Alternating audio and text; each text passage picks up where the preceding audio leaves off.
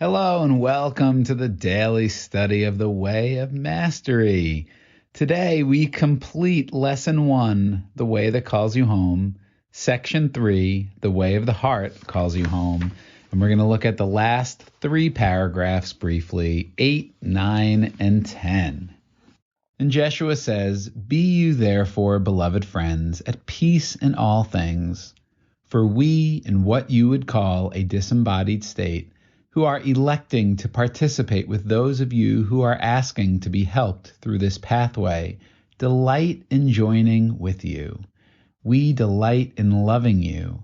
We delight in waiting on you to welcome yourself home." Yes, and I love this.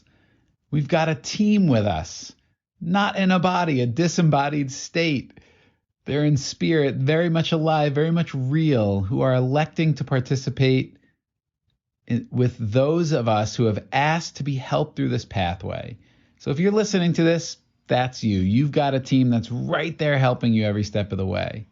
In paragraph 9, Jeshua says, "I would ask that you close your eyes for just a moment, take a deep breath into the body, and let it go.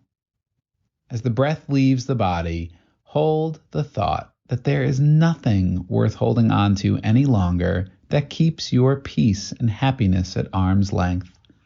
Become committed, fully committed, to the experience of happiness, even as you have been fully committed to unhappiness, limitation, and lack. Give your Creator full permission to sweep the basement clean. There really is not anything down there worth defending or protecting."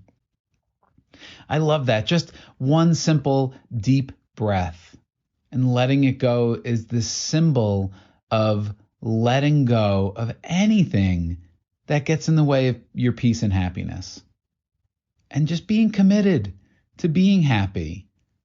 Just as we've been committed to the unhappiness, the limitation, the lack, just think about that. If we just always assume that what Jeshua is saying is true, have I been committed to unhappiness, limitation, and lack? Have I been committed to seeing problems everywhere? Looking at the situations of your life differently that way, it can be very humbling, and you got to be honest with yourself. So Jeshua is just saying, hey, be fully committed then to be happy. Why not be happy? And give the Creator full permission to sweep the basement clean. Let's get rid of all the old crap, all the misunderstandings and the falsehoods that we've bought into about our separation, not being connected to the divine, not being lovable, not being worthy, not again, the greatest hits of the ego. There's nothing worth protecting or defending. Let the Creator sweep it clean.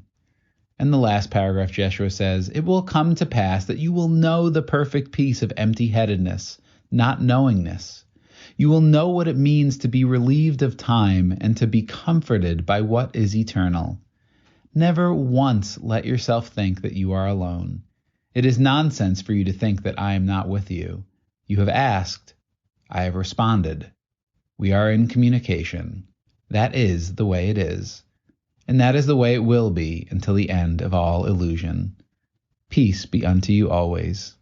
Amen."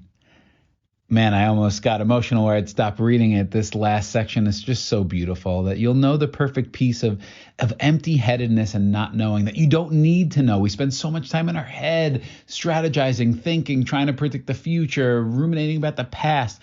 And Jeshua is just inviting us, empty-headedness, not knowing this, because you don't need to know. Because you do know that in this moment, it's all perfect and you have access, and you'll know whatever you need to know. And you'll be relieved of time and comforted by what's eternal. And then this is the part that just touches right to my heart. Never once think that you're alone. This can feel like such a lonely journey, even with community and people around you. You still have to go through it alone in a sense, but you've got a team. And Jeshua's like, it's nonsense for you to think I'm not with you. You've asked and I've responded. I'm right here. That level of just unconditional support and love. And it's so real. And if you're listening to this on some level, you've asked and you've been drawn to this. And Jeshua says we're in communication. That's the way it is. Just accept it. We're here. You can talk to me, and I will talk to you if you're willing to be still and listen. And that's the way it is until the end of all illusions. Like, Jeshua is not abandoning us, no matter what it feels like. Even if we temporarily feel like we are abandoned, it doesn't change the truth that we're not. So such a beautiful ending. This is the end of lesson 1. Congratulations. And tomorrow we'll start on lesson 2. Have a great day.